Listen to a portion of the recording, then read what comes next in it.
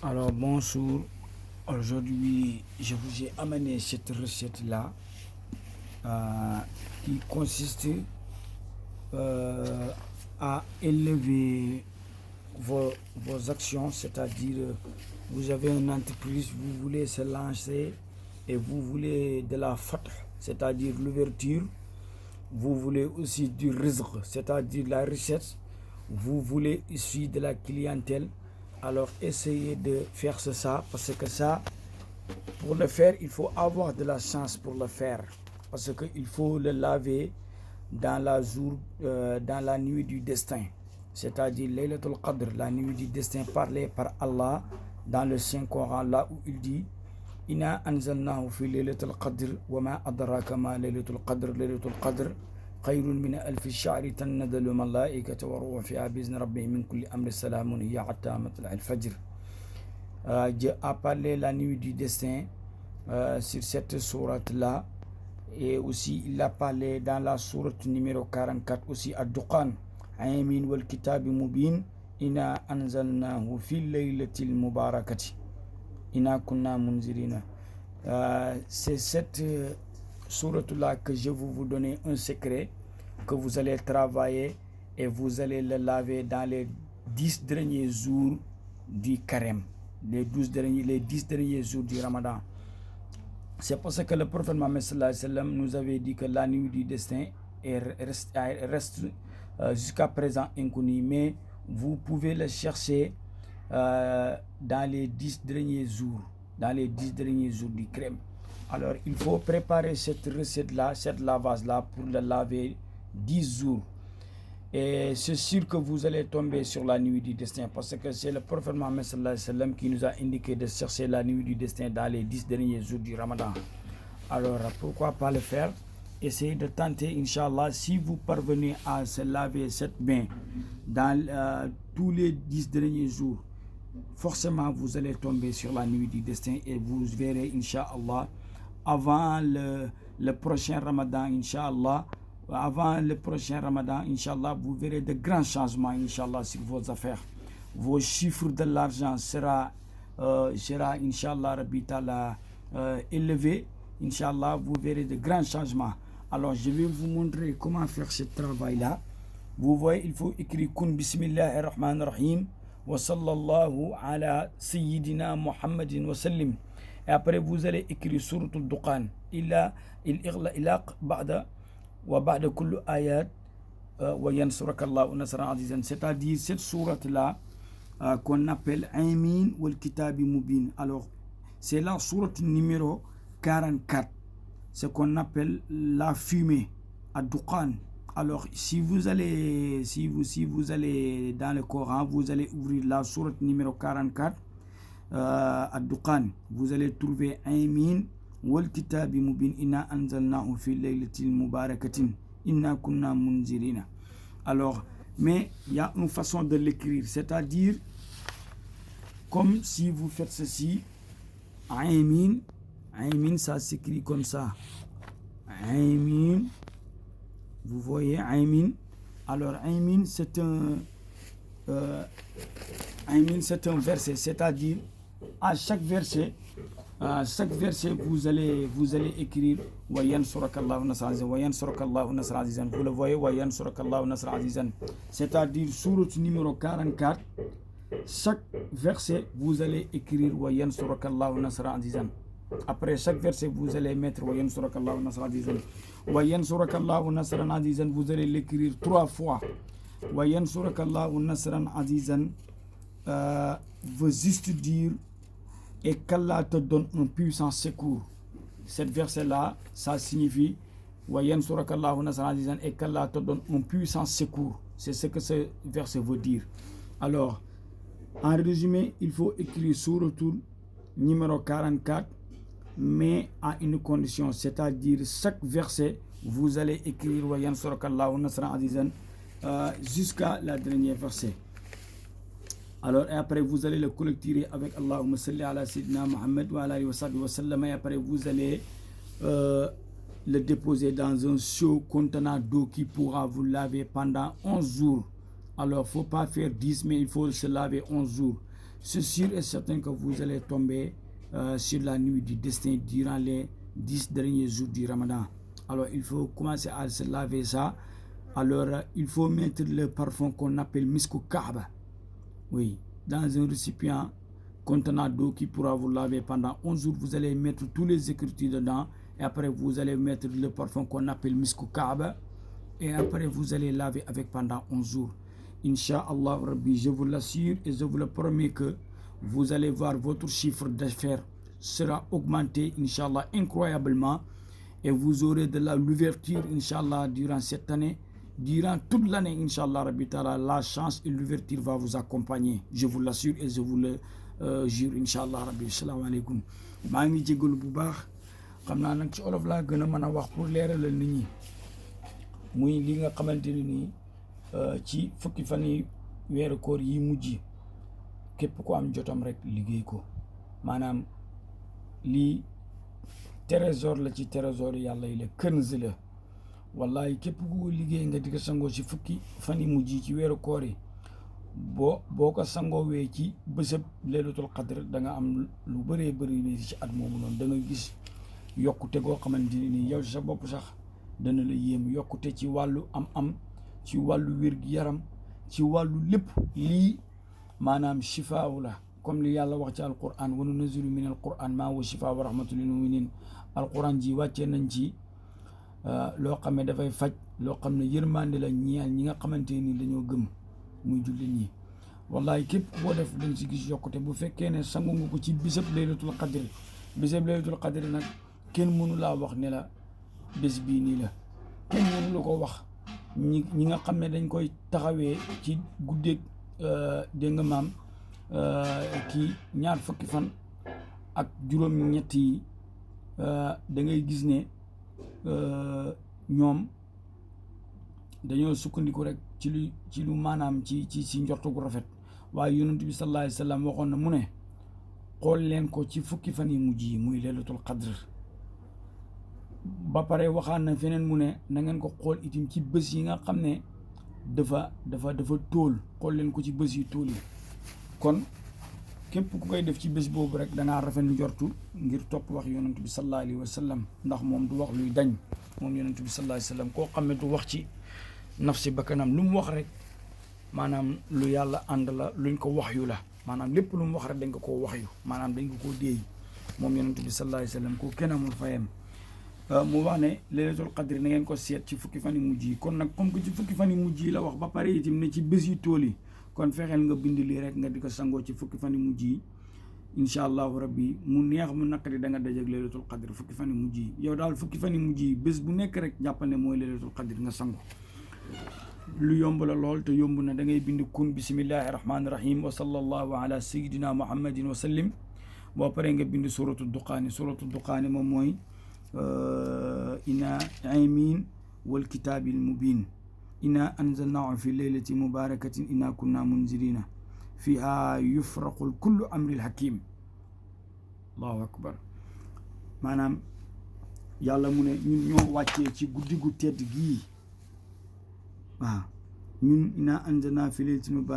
mubarakatin ina kunna munzirina ba pare mu ne fiha yufraqul kullu amril hakim allahu akbar yàlla mu ne ci guddi googu noonu maanaam guddi googu noonu fiha yufraqul kullu amrin hakimin bés boobu ci la yàlla di dogalee lépp kii fanam wi danañ ko yokk maanaam kii fanam bi dana wàññeeku kii wërsëgam bi dana yokk kii wërsëgam bi dana wàññeeku guddi googu ci la yàlla di dogal lépp ala kulli haal moo tax di bëri loo cay saraxe dafa baax ma waxaale ci benn waxtaan tuuti di bëri looy saraxe dafa baax ndaxte sarax yonent bi sallallahu alayhi wa sallam moo wax mu ne sarax dana fànq lu bon te dina guddal fan dafay am de sarax moo tax nit newul ne lépp loo yor ci alal rek nga ne man kenn maa koy lekk loolu baaxut lekk ko yow kenn moom dese ko yow kenn rek waaw nit dangay joxe sa alal nga yëkkati di joxe waxuma maye nag ndax maye ak sarax nekkul benn maye mooy la nga xam ne moom nga yëkkati soqal ata nga ne am man maa la ko dimbalee waaye sarax da ngay yëkkati nga ne am man maa la ko jox am man maa la jox sarax ngir yàlla mu daal di jël sarax ak maye bokkuñ maanaam lépp mu ngi ci yéene bi ndax yonent bi sallallahu alayhi wa sallam moo wax mu ne innamal a'maalu binniyati maanaam jëf yëpp ci yéene la tënku yow nag la ngay yëkkati di ko jox nit ki moo xam sarax nga ca yéene moo xam may nga ca yéene léegoo léegi nga yëkkati daal ne ko am ma may la nga gis ni kii daal ku baax la yelloo nag nga nekk am ma may la am ma dimbalee la ak sarax bokkuñ booy def da nga yéene ne maa ngi saraxe te yàlla rek tax nga saraxe nga jox ko nit waaye loo am yow kenn lekk ko yow kenn bu la jigéen ma xam ne mbër nga waaw surtout nag nga dajale ay millions yi millions daal di ko dëxañ ci sa waxande di ko lekk yow kenn rek te bokk ko jaamu yàlla yi lekk ko yow kenn wóorul de lekk ko yow kenn wóorul léegoo léegi nga gis nit amee xaalis nu nekk waaye dimbali gi muy dimbali nit ñi ak bokk gi mu koy bokk ak ñoom moo koy musal ci maanaam la nga xam ne waroon naka caa fekk ba yàlla muccal ko ci waaye nga jël ko yow kenn lekk ko yow kenn bu la jigéen day ma xam ne mbër nga joxe sarax dafa baax maye dafa baax bokkaate dafa baax waaw yonent bi sallallahu alayhi wa sallam dem ba wax ne mu ne maanaam lekk gi nit ñi di ko teg di ko bokkaate di lekk mu ne barke moo ci nekk mu ne loolu barke la rek da leen yokk barke kon nga xam ne kon bokkaate am na njëriñ yàlla nañu yàlla may xol boo xamante ne nii bu ñu xamee ak nu mu mën a toll ñu bokk ko ak jaami yàlla yi koo xam ak koo xamul nag la yàlla wax nga bokk ak koo xam ak koo xamut waaye ne ku ma xam rek laa dimbale loolu du noonu dimbale koo xam rek baax na waaye jokk ci ñi nga xam ne xamu leen moo gën a baax ndax baax am na waaye gën a baax am na waaw lu nekk rek dafa mat a bàyyi xel gis nga guddi googu muy laylatul qadr ci la yàlla di décider lépp moom moo ko wax de man waxuma moom moo ne fiihaa yufraqu kullu amrin hakimin guddi googu ci la ñuy dogalee bépp dogal yi kii dana am xaalis kii dana ñàkk kii dina wér kii dina feebar kii dina yokk fanam wi kii nangam lii dina ci xew lii dina ci xew yal na yàlla may ñu yaara bi ci guddi googu may ñu ci ak texe yal na yàlla may ñu ci ak njéggal yal na yàlla ñodd ci suñu fan mu gën a gudd yal na yàlla barkeel ci suñu dund yal na yàlla yaatal ci suñu wërsëg bi jaay nabil Mustafa Karim sallallahu alayhi wa sallam yàlla mi nga xamante ni moom mooy jalla jalaaluhu yàlla mi nga xamante ni moom mooy rabbul arsil majid faalu lima yurid yal na yàlla defal ñu ci tawfiq defal ñu ci taysir defal ñu ci xafiya defal ñu ci xafwa fi dunya wa fi l axira ya rabbi ya allah yàlla am na ko yal na yàlla defal ñu ko ya rabbi ya allah léegi nag tey jii boo ko doon liggéey muy suratul duqaan da ngay def maanaam gannaaw aaya bu nekk rek nga indi wa yansuraka allahu nasran azizan wa yansuraka allahu nasran azizan gi yonent bi sallallahu alayhi wa sallam la ko yàlla waxoon boo demee ci suratul fatxi muy suratu numéro 48 yàlla mu ngi fiy wax ak yonent bi sallallahu alayhi wa sallam ne ko inaa fatahnaa laka fathan mubiinan ñun ñoo la ubbi goo xamante ne nii maanaam gu yaatu la gu màgg la waaw li yaxfira laka allahu ma taqaddama min zanbika wa ma taqara yàlla baal la say bàkkaar yi njëkk ak yu mujj kooku kenn du moom Seydina Muhammad sallallahu alayhi wa sallam moom rek lañ dégg gum yàlla waxul de baal nañ leen sa bàkkaar yi njëkk ak ya nga xam ne sax dafa googu donte yonent bi sax amul bàkkaar waaye waxin la waaw wa ma taqara ba pare mu ne wa yutimma ni'matu alayka wa yahdika ala siratal mustaqim ba pare tegal ko ci wa yansuraka allahu nasran azizan dinaa la dimbale ndimbal goo xam ne ñëpp dinañ xam ne sa borom moom moo la dimbale ndimbal gu amul dayo wa yansuraka allahu nasran azizan gannaaw aaya gu nekk ci aymin rek kii bi da ngay indi wa yansuraka allahu nasran azizan kon tey jii nii moo nekk nii aymin bu ko defee nga daal di indi wa yansuraka allahu nasran azizan noonu nga koy toppantee ko ba suuratu bi jeex mu suuratu duqaan bi bu ko defee nga daal di ko tëjee allahumma salli ala sayyidina muhammadin wa sallim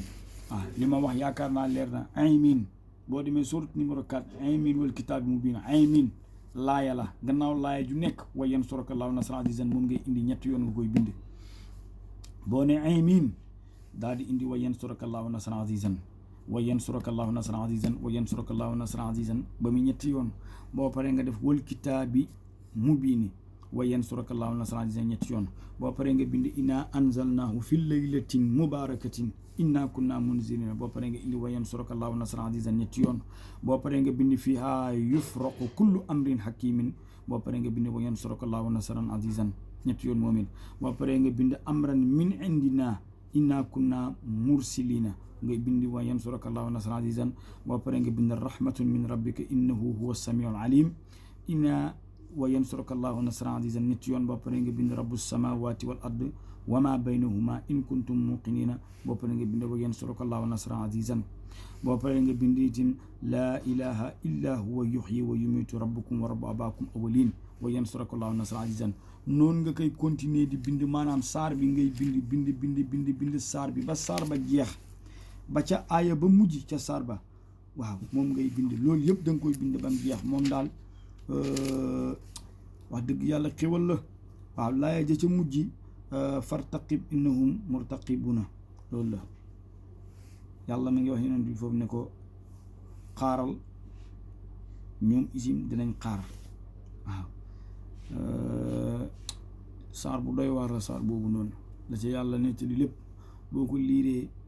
boo ko jàngee nga xam li muy wax wallahi bu tooyul sa xol dara du tooy sa xol alquran moo neex bala ngaa xam ne alquran ne neex rek nga di ko jàng waaye bala ngaa xam ne moo gën a neex dëgg nga xam la muy wax waaw jàng alquran neex na lool waaye boo xamoon la yax ba di wax boo xamoon la ca yàlla y wax nga xam ne alquran moo neex amul téere bu ko dàq ci àdduna te téere du ko dàq ci bilaa yawmi diine téere yi fi ñëw bëri nañ injil ñëw na dégg nga maam furqaan ñëw na dégg nga maam façon téere bu nekk wàcc na ci àdduna waaye alquran rek moo si wàcc yàlla def ko ni mu ko def nag te yàlla moo wax ne man maa koy sàmmal sama bopp nag yàlla nag mu leen sàmm lu nekk nag mu sàmm yàlla nañu yàlla sàmm te wattuñu nu mu wattoo alquran yàlla na yàlla sàmm ñu xool alquran ba mu wàccee léegi yonent bi sallallahu alayhi wa sallam kenn xamul ñaata at la seen digganteem ak moom ay junne at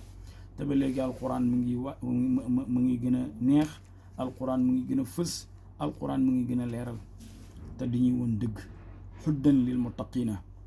maanaam njub ngir ñi nga xam ne dañoo ragal yàlla loolu la yàlla wax moom mooy alquran yal nañu yàlla may alquran yal na yàlla may ñu bëgg alquran yal na yàlla defal ñu alquran lii nag boo ko bindee ba mu pare da nga koy xooj ci ab soo bu la mën a sang fukki fan ak benn waaw xam nga fukki fan moom moo nekk fukki kan koor yonent bi sallallahu alayhi wa sallam mu ne laylatul qadr xool leen ko ci fukki fan yu mujj yi léegi nag lii fukki fan nga koy sangu da nga ciy def fukki fan ak benn moom nga koy sangu da nga ciy def laj kolon bi ñuy wax misku kaaba rek nga di ko sangu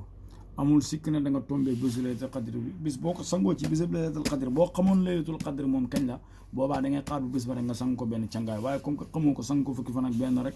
ci fukki yu mujj yi ci weeru koor bi bu ko defee moom amul sikk ne da nga dajeeg laylatul qadr bu soobee yàlla boo ko defee bal bu tàkkale kenn mënu koo téye waaw